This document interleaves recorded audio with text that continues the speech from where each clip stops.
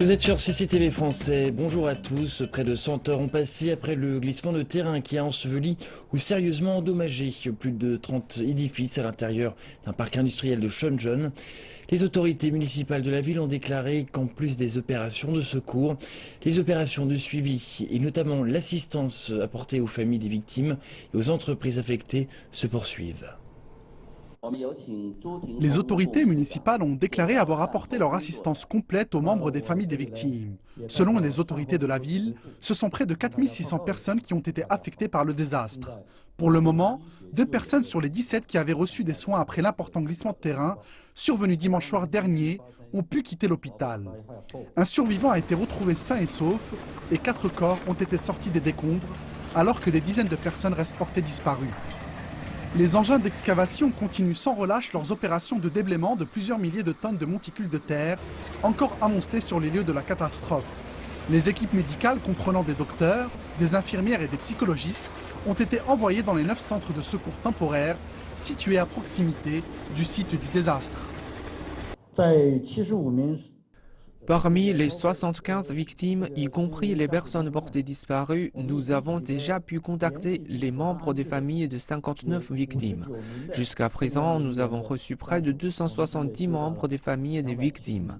Un service personnalisé a été mis sur pied, comprenant une cellule psychologique, une assistance juridique ainsi que d'autres services. Un jeune homme a été secouru après être resté sous terre plus d'une soixantaine d'heures suite au glissement de terrain qui a eu lieu à Shenzhen. Le jeune homme se trouve actuellement dans un état stable. Un policier a raconté que les secouristes avaient réussi à s'introduire dans l'espace où le jeune homme se trouvait coincé et ont dû enlever la plupart des débris à la main.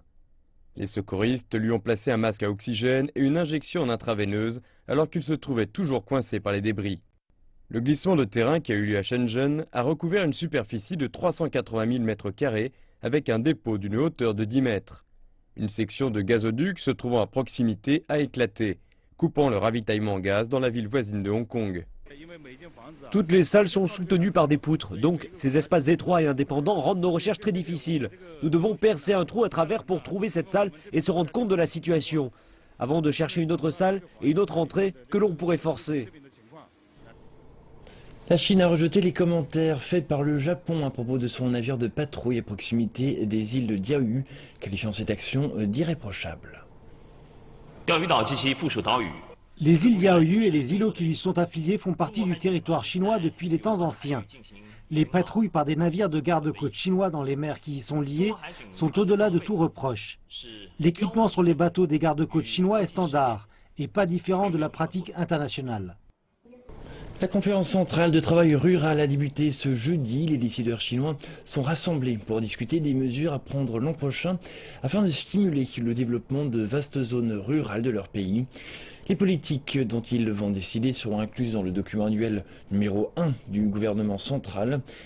Les responsables chinois indiquent que pour l'année 2016, le document portera principalement sur l'intégration des secteurs primaires, secondaires et tertiaires dans les zones rurales, ainsi que sur l'agriculture moderne et le développement du commerce en ligne. Les réformes structurelles sont un élément clé de la conférence centrale de travail économique qui vient de se terminer et cela inclut les politiques publiques de développement du secteur agroalimentaire. Partons tout de suite dans l'est de la Chine pour tenter de comprendre ce qui a changé dans ce secteur en 2015.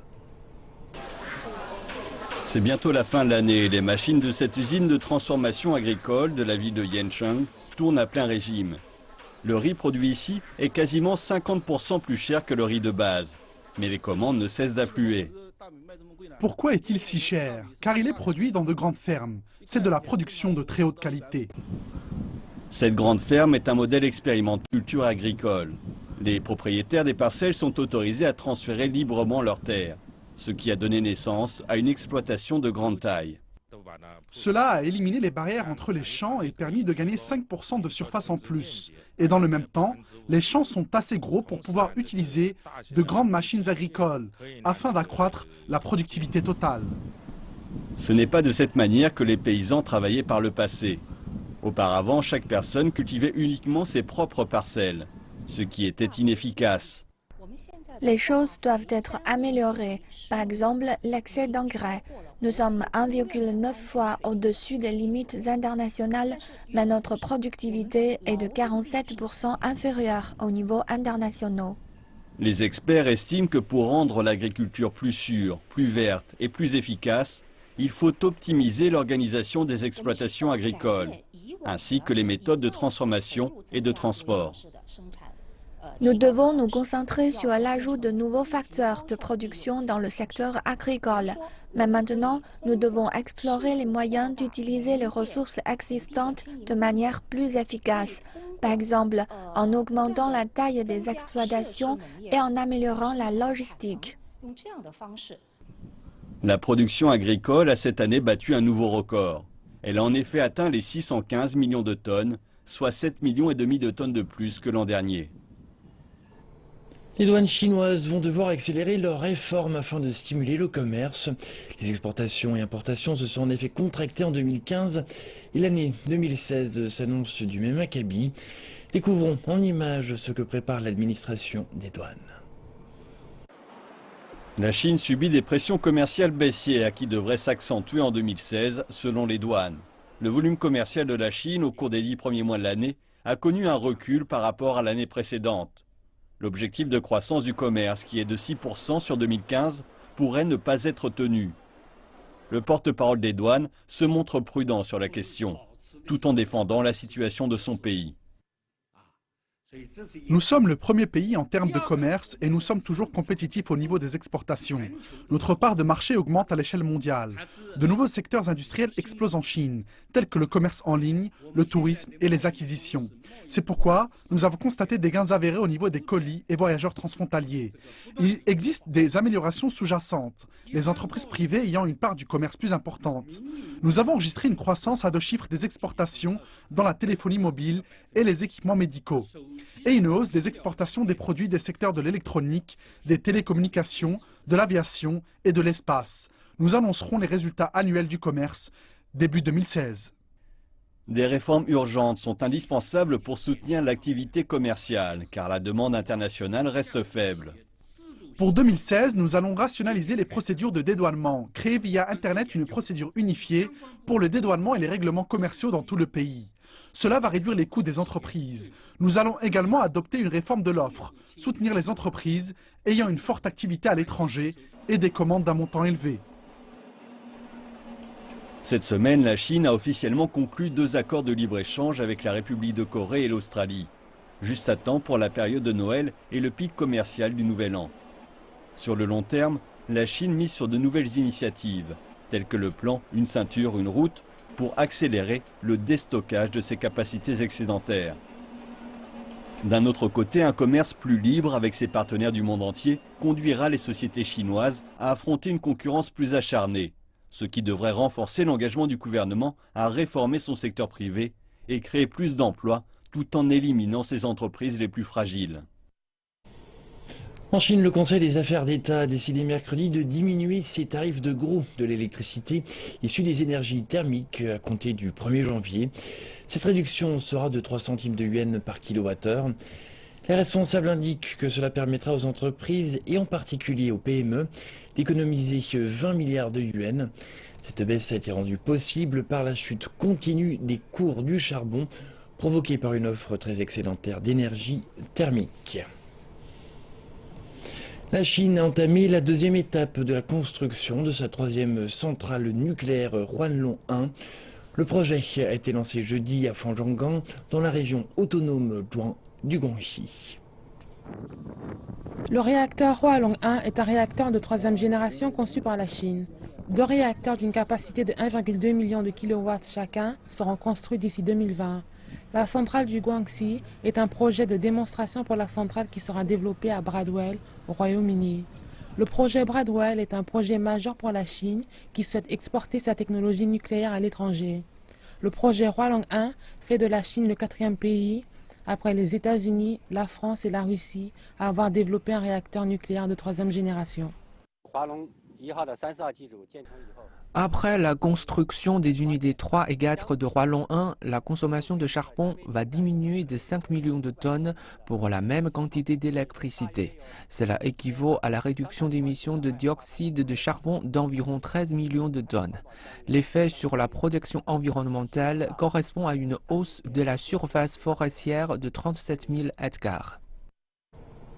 La conférence centrale sur le développement urbain vient tout juste de s'achever à Beijing sur un grand nombre de propositions. Comment résoudre le problème du surdéveloppement à travers une planification urbaine plus efficace et l'intégration des travailleurs migrants dans le système des services urbains sont les questions les plus urgentes à traiter. Les gouvernements locaux ont soutenu avec enthousiasme l'extension des zones urbaines, mais elle s'avère souvent non nécessaire et résulte en un grand gaspillage des ressources publiques. La conférence centrale sur le développement urbain a souligné cette situation et a appelé une planification plus réaliste.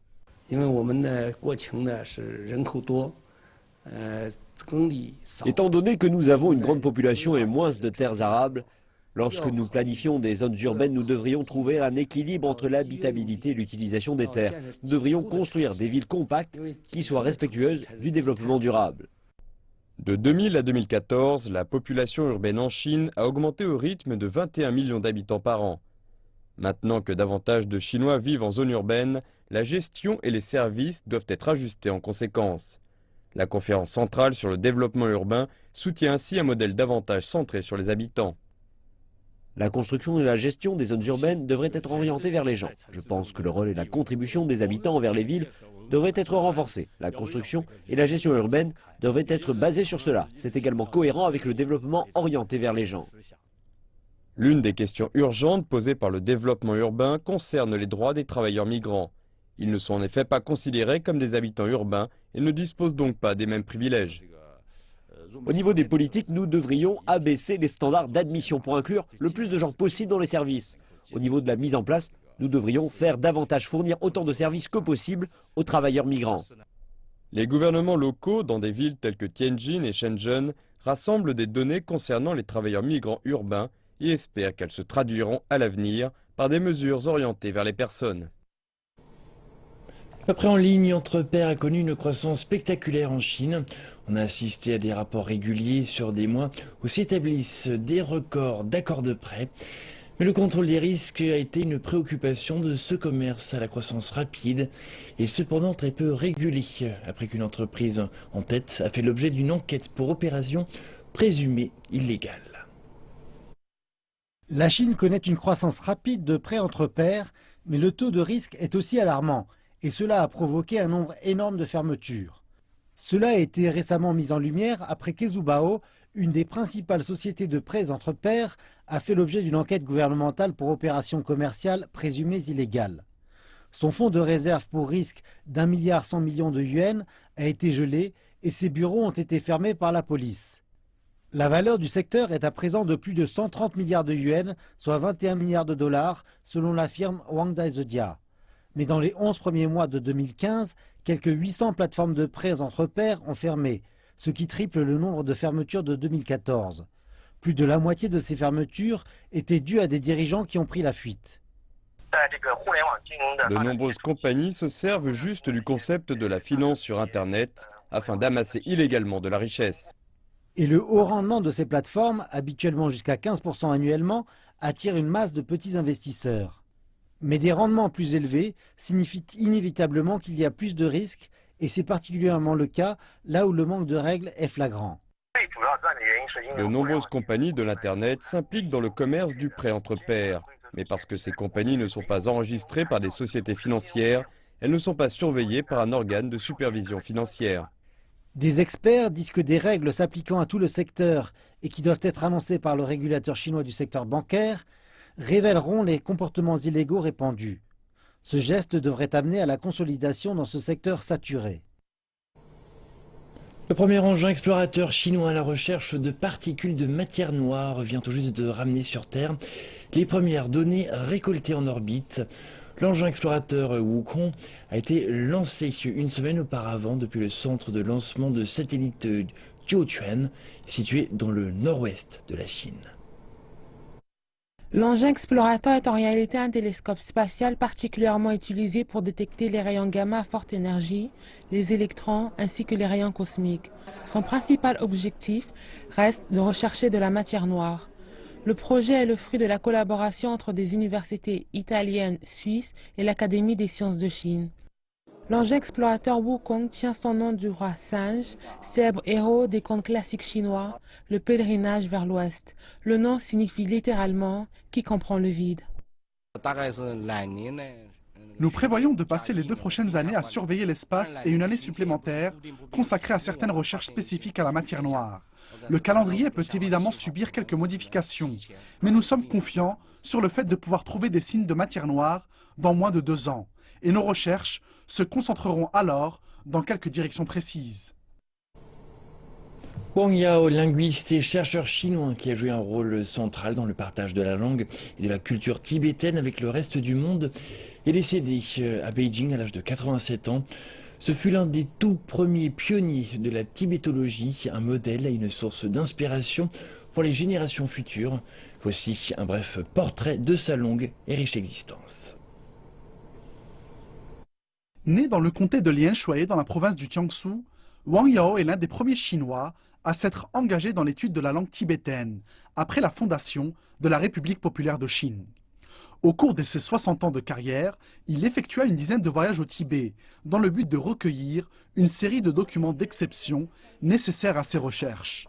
Son domaine d'expertise englobe la langue et les dialectes tibétains, l'opéra et les légendes populaires tibétaines, ainsi que l'étude du bouddhisme. Ces précieuses recherches ont largement ouvert la voie aux futures générations. L'étude de la langue tibétaine ancienne n'a débuté qu'au cours des années 70. Et cela est évidemment dû aux travaux du professeur Wang. Il a commencé ses travaux de zéro et ses recherches s'appuyant sur les archives de Dunhuang représentent aujourd'hui les fondements des études actuelles sur le Tibet. Wang Yao était également actif dans le partage de la tibétologie moderne avec le reste de la communauté internationale. Nombre de ses études ont déjà été publiées en anglais. Il a réalisé des recherches très poussées sur l'opéra tibétain et a traduit la plupart des compositions en chinois moderne. L'excellente qualité des versions anglaises traduites à partir du chinois est largement reconnue par les tibétologistes occidentaux. En plus de ses innombrables travaux académiques, le professeur Wang était également connu pour avoir formé la nouvelle génération de tibétologistes chinois. C'est la fin de cette édition. Merci de votre attention. Je vous retrouve tout à l'heure pour Afrique Info.